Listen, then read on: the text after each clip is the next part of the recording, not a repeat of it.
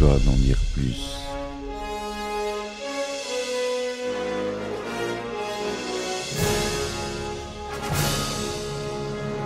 Eh ben attendez, on est en France. Allez, cul sec. Hop.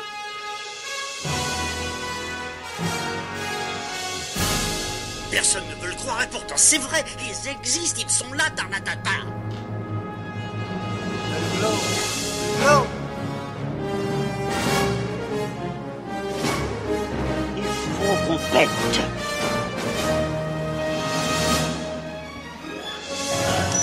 Voyons, circuit branché, convecteur temporel temporisé. Bonjour, bienvenue sur Histoire d'en dire plus, le podcast du cinéma. Aujourd'hui on parle d'un grand film de notre cher réalisateur qu'on n'a pas encore abordé, Michael Bay. Un de ses plus gros succès, avant les Transformers, hormis les Transformers bien sûr. Je dirais Armageddon. Allez, c'est parti mon kiki.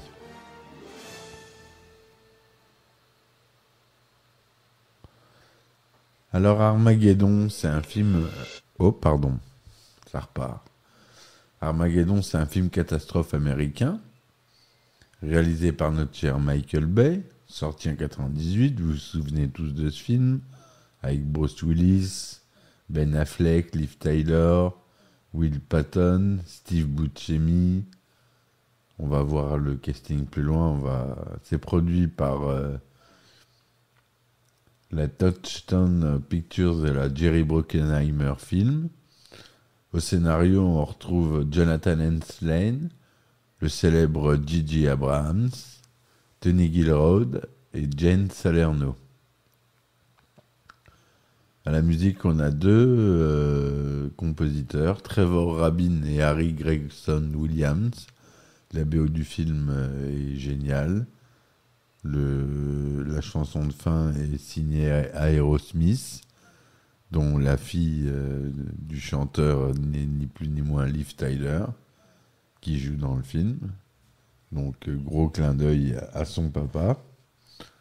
Le synopsis rapide du film.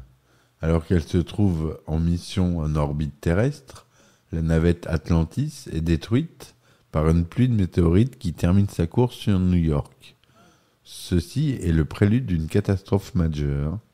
Un astéroïde de la taille du Texas s'écrasera sur la Terre dans exactement 18 jours.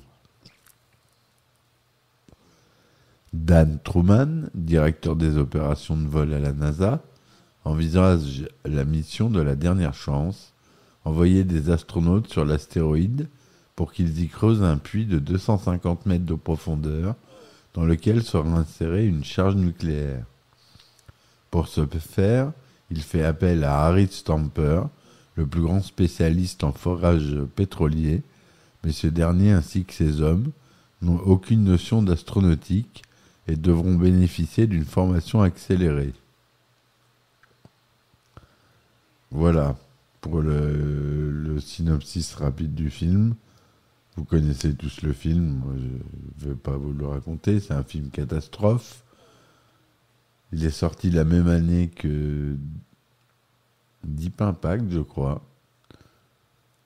Film concurrent, à cette époque-là, c'était assez courant qu'il y ait des films comme ça. Il y a eu pareil avec Volcano et Le Pic de Dante. Souvent, il y a deux films qui sortaient en même temps, comme il y a eu pour La Guerre des Boutons en France et certains autres films.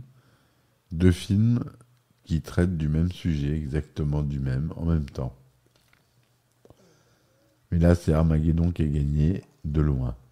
Pourtant, le succès critique n'était pas là. Donc, au scénario, on a dit que c'était une histoire de Jonathan Hensleigh, donc c'est lui le scénariste principal. On a J.J. Abrams qui travaille sur le film, et d'autres grands noms qui sont non crédités, comme Paul Attanasio, Anne Biderman, Scott Rosenberg et Robert Towne. Le budget de 140 millions de dollars. Le film dure 145 minutes. Il est en anglais. Il est sorti aux États-Unis le 1er juillet 1998 en sortie nationale et en France le 5 août 1998, ce qui est assez court pour l'époque, entre une sortie américaine et une sortie française. Mais on tendait déjà à cette époque-là à aller vers des différences de sortie beaucoup plus rapprochées pour les films entre les États-Unis et la France. Donc Bruce Willis, il joue Harry Stamper, Liv Tyler, Grace Stamper, sa fille. Ben Affleck, qui joue Albert Jones, alias A.G., un foreur. On a notre cher Billy Bob Thornton, qui joue Dan Truman, directeur des opérations de la NASA.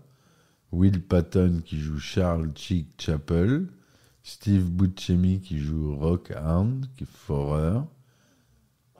William Fetchner, qui joue Colonel Willie Sharp. On a Owen Wilson, qui joue Oscar Choi, un foreur. Le géant Michael Clarke et regretté Michael Clarke Duncan, qui joue Bear. Voilà pour les grands noms du film. On a Udo Kier, qui joue un psychologue de la NASA. Et Michael Bay, qui fait un caméo, qui fait un scientifique de la NASA. Et on a même un acteur de Malcolm, Eric Persullivan, qui joue Dewey. Si je ne me trompe pas, je ne veux pas dire de bêtises, mais je crois que c'est Dewey, qui joue l'enfant avec Rock et Chip. Il n'a pas été crédité.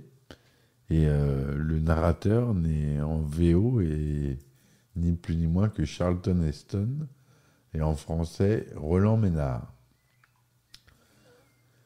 La production. D'après le scénariste de Deep Impact, Bruce Joel Rubin, lors d'un déjeuner, un exécutif de Disney aurait pris des notes après lui avoir posé les questions sur son scénario. Peu après, la production d'Armageddon fut lancée pour concurrencer Deep Impact en été 1998. De nombreux scénaristes ont participé à l'écriture du film. Scott Rosenberg, Robert Towne et Ad Biderman ne sont pas crédités pour leur travail. J.J. Abrams devait initialement ne pas être mentionné au générique, mais le réalisateur Michael Bay a tellement aimé ses contributions, notamment au dialogue, qu'il a demandé à ce qu'il figure. J.J. Abrams apparaît donc avec Jane Salerno comme auteur de l'histoire d'origine.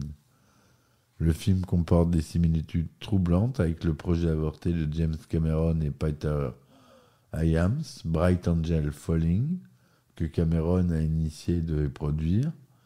Le héros du scénario est un père divorcé et fâché avec sa fille, qu'il revoit en souvenir avant de se sacrifier pour sauver la Terre. On y retrouve également l'entraînement express d'un civil pour devenir astronaute, la destruction de la station Mir, le catapultage autour de la Lune, entre autres.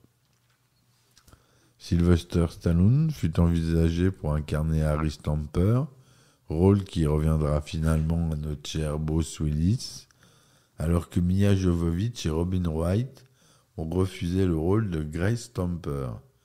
Dennis Richards a été également envisagé. Schwarzenegger a également été pressenti pour jouer Harry Stamper. Le tournage a eu lieu aux États-Unis, dans de nombreux lieux, dans le Dakota du Sud, en Californie, au Texas, au Nouveau-Mexique, etc. De nombreuses villes et monuments du monde entier apparaissent dans le film.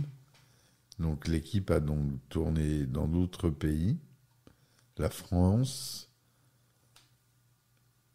l'Inde, la Turquie et la Chine.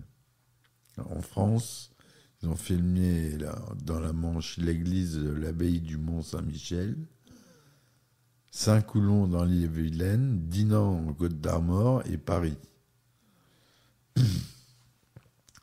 À la suite du succès planétaire de Titanic, les producteurs décident de développer la romance entre les personnages de Ben Affleck et Liv Tyler pour attirer le public féminin.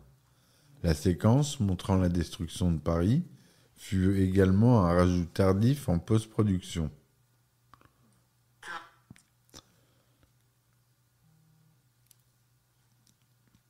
Donc, la bande originale.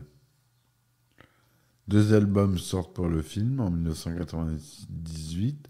Une version soundtrack regroupant plusieurs artistes. Une version score, donc composée par Trevor Rabin. Armageddon reçoit principalement des mauvaises critiques de la part des journalistes. À la sortie du film, le célèbre critique américain Roger Ebert écrit notamment « Le film est une attaque pour les yeux, les oreilles et le cerveau ». Il le considérera comme le pire film de 1998, après avoir un temps hésité avec Spice World, le film. Quelques années plus tard, Roger Ebert l'inclura dans sa liste The Most Hated, c'est-à-dire les films les plus détestés. Robert Ebert, c'est un critique américain assez connu. Donc, beaucoup se réfèrent à lui, mais pas moi. Todd McCarthy de Variety publie lui aussi une critique négative sur le film, en mettant en avant le découpage trop rapide des scènes qui provoquent de la confusion et regrette le manque de rythme dramatique et le manque de développement des personnages. Sur Rotten Tomatoes, le film obtient que 38% d'opinions favorables pour 119 critiques presse, alors que le public lui a donné 73%. Sur Metacritic, il obtient 42% avec 23 critiques. Bruce Willis a été très critiqué sur sa collaboration avec Michael Bay et a affirmé qu'il ne retravaillerait plus jamais avec lui. En 2013, lors de la promotion de No Pain No Gain, Michael Bay déclara notamment « Nous devions tourner le film entier en 16 semaines. C'était une tâche énorme. Ce n'était pas juste pour le film. Je referais toute la 3e partie si je pouvais, mais le studio nous a littéralement enlevé le film des mains. Mon superviseur des effets visuels a fait une dépression nerveuse et j'ai dû donc m'en occuper. J'ai appelé James Cameron et je lui ai demandé « Qu'est-ce qu'on fait quand on retrouve à faire tous les effets soi-même ?» Mais le film a bien marché. Ça, c'est ce que dira Michael Bay. Malgré les critiques négatives, le film rencontre un succès commercial mondial. Il se classe notamment 2e du box-office américain et 7e au box-office annuel français, en 1998 donc,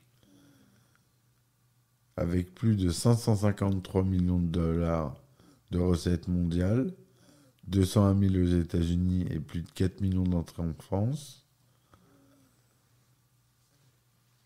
Il a été nommé par les Razzie Awards, les awards des pires. Donc, pire acteur pour Bruce Willis. Un peu dur, je trouve. Les MTV Awards ont donné la meilleure chanson pour Aerosmith et meilleure scène d'action. Il a été nommé 4 fois aux Oscars, meilleur son, meilleur effet visuel, meilleur montage, meilleure chanson originale. La même année, en 1998, est sorti un autre film américain avec la même trame, on l'a dit, Deep Impact, qui lui est plus axé sur le côté humain de la catastrophe. La première partie du scénario reprend la trame du film Les Feux de l'Enfer, Hellfighter en 1968, d'Andrew Malagan, qui compte les aventures d'un spécialiste des extinctions de puits de pétrole, inspiré de Red Adair, et ses rapports conflictuels avec sa fille, qui vient d'épouser son jeune et intrépide associé. Pour l'occasion du film, un insigne factice de mission a été créé. Il porte la mention « For All Mankind », pour l'humanité tout entière, et le numéro ST9.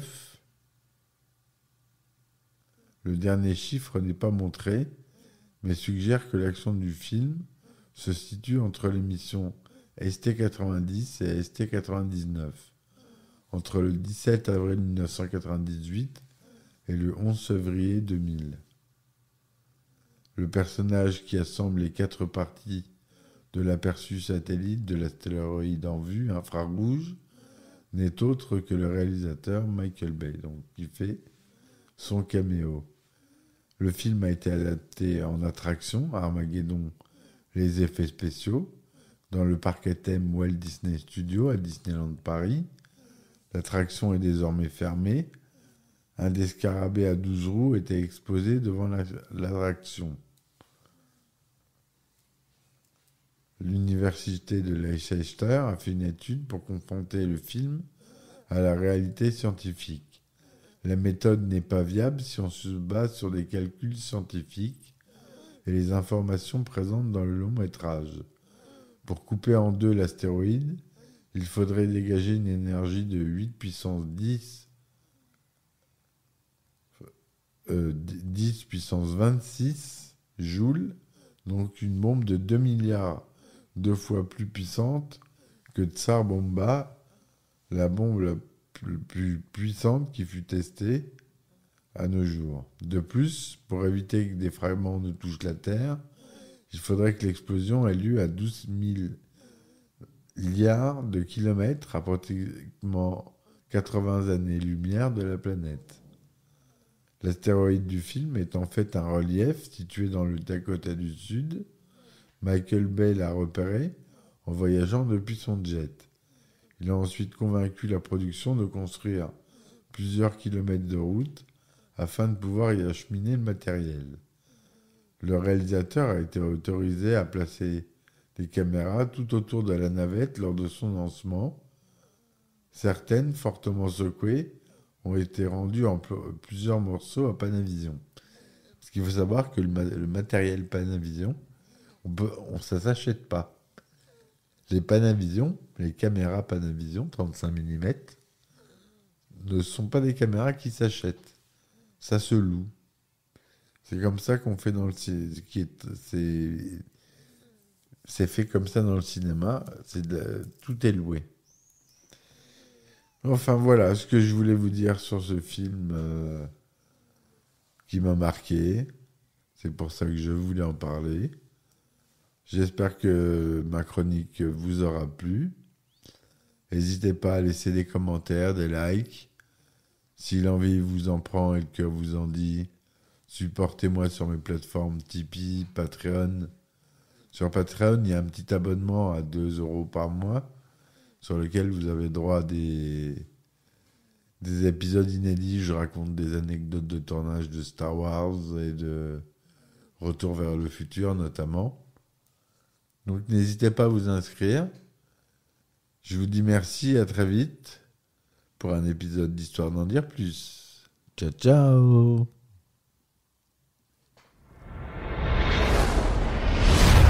Histoire d'en dire plus.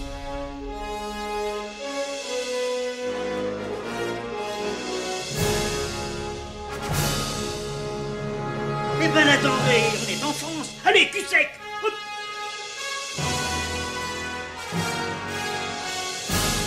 Personne ne veut le croire et pourtant c'est vrai, ils existent, ils sont là, Tarnatata. Non. Il faut qu'on pète.